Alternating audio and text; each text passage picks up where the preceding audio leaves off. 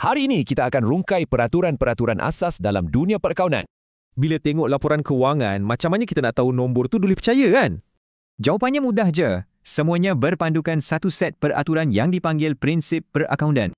Jom kita terokai 3 tunggak utamanya, ketekalan, kos dan juga pengiktirafan. Tunggak pertama, ketekalan. Maksudnya, kena guna kaedah yang sama setiap masa. Contohnya, kalau syarikat guna satu kaedah susut nilai aset, kena kekal guna kaedah tu. Kenapa pula benda ni penting sangat? Sebabnya, barulah perbandingan jadi adil dan telus. Jadi senanglah kita nak bandingkan prestasi kewangan dari tahun ke tahun, betul tak? Okey, kita masuk tunggak kedua. Prinsip kos. Aset mesti direkod ikut harga beli asal.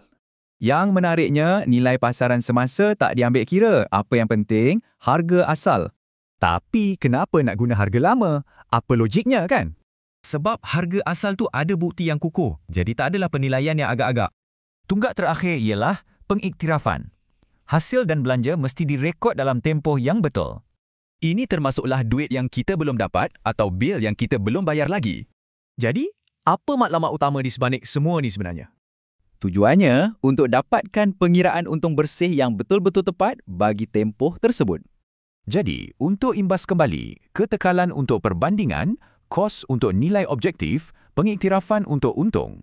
Kesemua tunggak ni wujudkan satu medan persaingan yang telus dan adil untuk semua. Ini buat kita terfikir, tanpa semua peraturan ni, boleh ke perniagaan moden wujud?